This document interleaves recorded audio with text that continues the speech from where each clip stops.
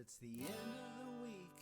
Now where you been? Well, now it's Feedback Friday, so come on in. I think for the first time ever in like 36, 37 weeks, we need to look at the green dot to say our true feelings. Thank you. Thank you. Thank you, everyone. Oh, Thank you again.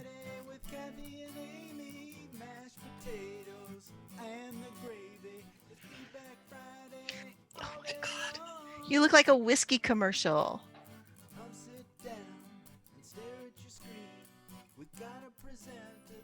I thought what we could do is thank you. thank you. Hold on, keep looking at the green light. I'm looking at the green light. Do we want to say anything about we'd be out of a job if we didn't say thank you, and thank you for supporting us financially as well? I think what we need to say is that life as we know it would be over if it weren't for all of the people who are helping us stay as Botanical Colors. Like, I like that you're still holding this. I would be like, I'm trying to imitate you. Movements like an I couldn't airplane. even be a waitress because like I can't remember an order anymore. It's like you're in flight. That's right. And I haven't been on an airplane since February, okay? I don't want to be on your flight. I have motion sickness. I'd be sick as a dog. Okay. Thank you. Thank you. Green light. Green light. Thank you. Green light. Thank you. Thank you. Become friends with the green light. I love you, can green do this. light. Except my vision is kind of bad, so I see actually 3 of them. But okay, green lights.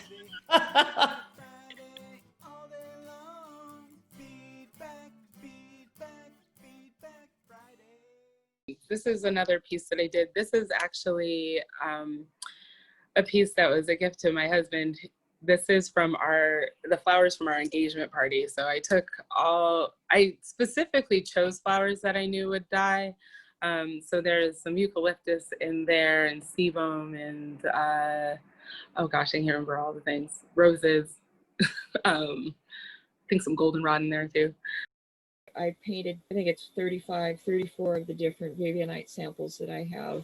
It just gives you an idea of the range of shades of blue that can be produced with this mineral.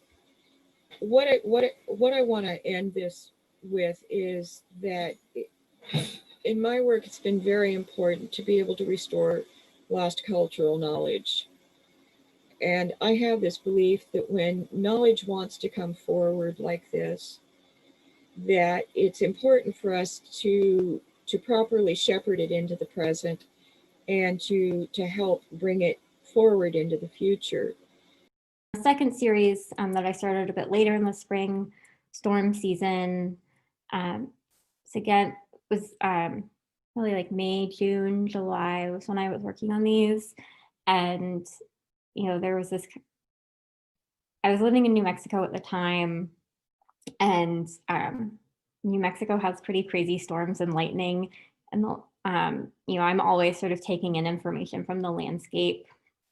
But I was also thinking about the storms and the lightning in terms of like this electricity and this kind of feeling in the country in that moment. You know, people, you know, coming back out onto the streets and protesting and, you know, these new waves of state violence. And so all of that is sort of in there as well as I am working on these.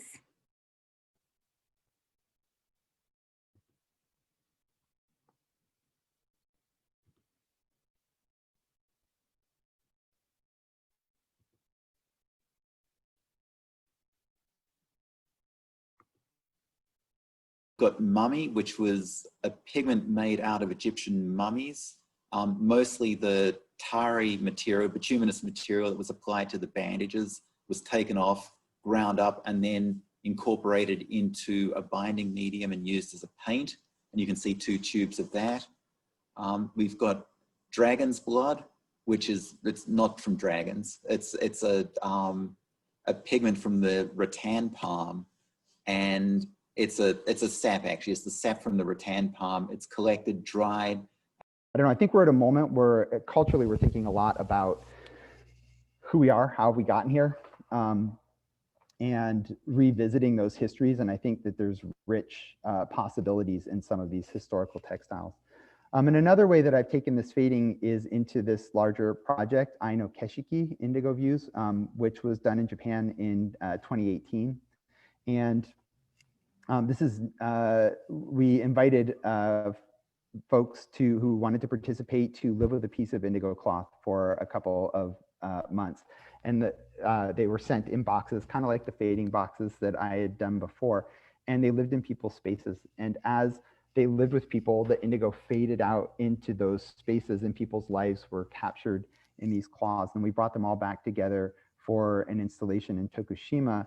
And you can see this is sort of inside the arc of them. And that's now on exhibit at the Renwick Gallery at the Smithsonian. So here are more of my materials in my studio. And here, this is the Tudio. So this is the room where a lot of my Wild Pigment Project stuff happens. And I have the Wild Pigment Project library and teaching materials. And these are materials that I use for teaching and for Ground Bright. And here is part of the library. I have ground pigments and then I have some more solid pigments. Here's some tools. And these are some rocks. This is about 2 or 3 kind of foraging trips worth of minerals that I've gathered this summer. Now, I can dip it in indigo and get a beautiful solid color, no problem with that. The paste itself can cause a little distortion, but if I go in and deliberately paint very dark indigo, same indigo pigment, very dark indigo in certain select spots, then when I dip it in the indigo, the background will have maybe only 1 layer, but where I've put the dark part, I now have several layers. So you can see here the difference in the effect. You have a lot more movement in the piece. And you can go ahead and play with the paste some more and get all kinds of different layers. Now, Cheryl Lawrence is a longtime friend of mine. She was teaching a class up at Maiwa recently and asked me to do a series of pigment tests for her. So you see the stencil on the left. The second one in line is the rice paste on the silk. The next one, and you can see the colors noted in the bottom edge. The next one is strictly rust with a little bit of indigo. The next one is different shades of ochre and indigo. The next one is a green pigment. And again, Botanical Colors carries these pigments. They're all mixed with soy milk as a binder. All pigments, everything here is pigment. Indigo is also a pigment, remember, okay? Most of these are mineral pigments. So each one is only one variation in the type of color being used. But look what a huge range of effects you can achieve. So in these last 3 coming up, the one on the left now was done in a straightforward manner. The paste was washed away. The middle one then has rinses of color to create an interesting effect. And the last one has additional paste put on to protect what had been dyed so that now I could dye the currently exposed background. So this all started with a bundle of antique table linens I acquired about 7 years ago. I was interested in using materials that might otherwise end up in a landfill. And so friends and friends of friends brought old linens to me, and some of these pieces had holes in them and needed mending, and some were stained with rust. And I momentarily thought about over-dyeing or even bleaching the stains out, but decided it would be more interesting to work with the marks and to integrate them. They were part of the story of these antiquated and unusual pieces after all. So I used rusty nails and washers and bells that I had in the studio to augment the stains and create patterns. So how does rust work and how does it function as a dye? I get that question a lot. The imprint is made by the rust's connection with the wet cloth. So it's the rusty object's continuous contact with the cloth that produces the mark. And I often will use water and vinegar solution along with it to facilitate the rusting, but it's really not necessary. Rust will do its thing without that, just in the presence of air and water. my background going into it, as mentioned, what is this arc of color that each bioregion precipitates? And so this is my arc of color for North Central California. It could be much more, the gradient of color is actually much more dynamic than this. These are just some of the plants that I would say are good friends. These are plants that I'm friendly with. I grow, I love, I relate to, I tend. So horsetail, equisetum in the top left, oak gall, Artemisia californica, heteromeles, arbutifolia, toyon, coreopsis, coffeeberry. This is really a palette of color that's defined by native plants that just grow without any real additional irrigation.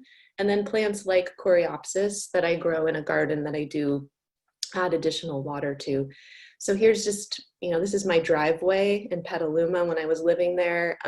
This is just a little dye workshop I did with a few friends, and we put everything on the concrete and took a picture of it. So I felt really divinely connected to this concept of building a natural dye facility and studio within Baltimore City. And it's interesting in that I haven't, I haven't endeavored for anything this large. When I came to Baltimore, I decided I would stop doing motion graphic work and I would just focus on my art at 38 years old. And so I felt really uncertain. And so to come here and for someone to say, oh, hey, we're growing natural dyes, like, do you want to hang out? Has been an amazing gift. And so I feel like all of those roads led me here, and all of those roads will continue to lead me here. And I was led in all of the experiences that I decided to participate in my travels and in learning different traditional techniques. And I guess that is my sort of information to you, is really just that as long as you feel led by your work, it doesn't matter what the outcome is in the moment.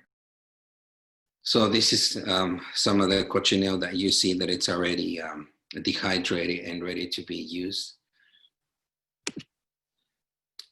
To grind the insect, we still use the traditional metate. It's a grinding stone that it's used to grind food mainly. In this case, we also use it to grind our dyeing materials. The tricky thing about the cochineal insect and how you grind it, it has to be ground extremely fine, so that way you don't waste as much. For us, this is precious, and it's just like any other dye element. These are precious to us, so you don't want to waste a lot of it. So this is the key: when you grind it, it has to grind extremely fine. This body of work, my reference to it, it's the journey. This is it's drawn by the very traditional designs that you would see inspired on the walls of Mitla, the archaeological site nearby Teotitlan. And this is much more, a lot of my work, as you guys can see, and much more simplified, much more bold, and use 2 or 3 different colors on them. I was saying I'm a visual artist, and also textile designer. And I use natural dyes and especially indigo in both, if I can make a difference, because for me personally, I don't see any borders between art and design or craft. I feel all those person. I can say I'm an artist, I'm a craftsman, and I'm a designer. And that was an interior design project with an interior designer, and it's been first displayed by the Niger River in Mali. Of course, we work on lots of fashion accessories, homewares. Those are crocheted hats from organic hand-spun cotton.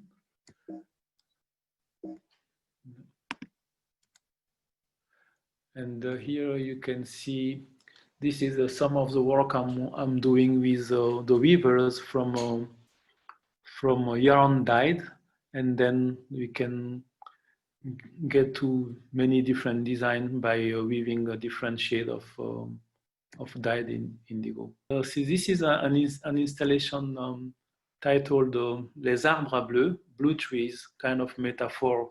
For me, this is a very symbolic installation to talk also about ancestors. In my belief, trees are our ancestor.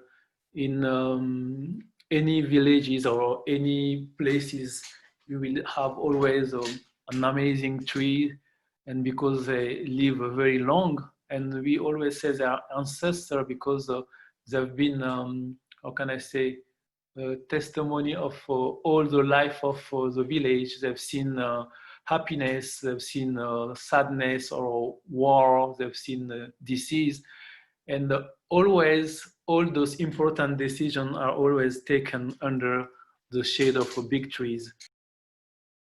And so the more I learned how many plants or even how many waste products could produce colors, the more I was just awed and inspired. And I also felt that it really needed a voice. And so, you know, many years ago, and again, thanks to people like Amy, who have been supporting this all along, you know, being able to look at systems and cycles and to be thinking about, you know, how natural color really has a role, you know, in our society, in, you know, making better objects, having things that can be compostable, etc. But it also made me want to go get a permaculture degree. So I actually did go get a permaculture degree, and the whole time I was sitting there, which was a 2-week course, I just took notes for fashion, and I just took notes for textiles as we know it in our modern era, and started to realize that there are a lot of ways that you can actually care for and even give back to a community, an ecology, to your own art practice, to your own health and well-being through the practice of making color. And so to me, that was like a huge aha moment. And it helped me found the Permaculture Institute many years ago. But I just wanted to showcase, for instance, one of the palettes in this book. These are all different fruit trees from my yard in California. So it's a whole range of different types of fruit trees that we grow in our backyard. And then as you know, this is the palette that came from it. It's called orchard pruning.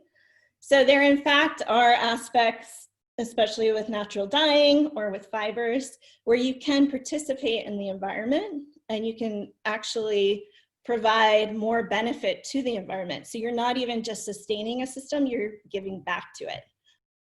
Yeah, I have a background as a fiber artist and writer, and Rana Plaza factory collapsed 7 years ago.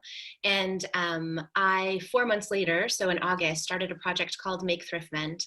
And it was really meant to just be a personal practice. And I had a background in environmental studies and then went to work for arts organizations and realized that, like many of us, I'd sort of left fashion out of my, quote, environmental lifestyle. I thought a lot about food and shelter, even materials I was using in my art. And when the Rana Plaza factory collapsed, I was also, I heard Elizabeth Klein's book, Overdressed, on NPR, heard an interview with her right after that. And I'd been a big fan of Natalie Channon's work. And these three things sort of came together for me at this intersection that I realized I needed to find my own personal solution to fashion and how to be an advocate for the planet and people through my wardrobe. So because I had a background in fiber arts, I thought, okay, I'm just going to take a year off from shopping and I'm going to abstain from new clothing for a year. And that'll sort of press pause so I can have an opportunity to engage with my clothing in a new way. So I focused on making simple garments, shopping secondhand, and mending what I already owned. And then the secondhand part very quickly switched to biodegradable materials. And then those biodegradable materials could be dyed with plants, mostly things that I was foraging or growing. So that was 7 years ago, and I've been on the journey ever since. There's been some sort of amendments as I go along, but I published my book 2 years ago, Mending Matters, and really sort of dug into the mending part because I could use my background in stitching and I could use my background in fiber for that. And then the natural dyes for me has been really personal. I grow my dye plants, I forage for my dye plants. You know, the kids and I go out, I pull them along in their little wagon and they get a pot full of goldenrod and that sort of thing. But I think sometimes through those very personal projects, we have the ability to connect with other people in a really personal way. Thanks, everyone. Thanks, everyone. This was fun.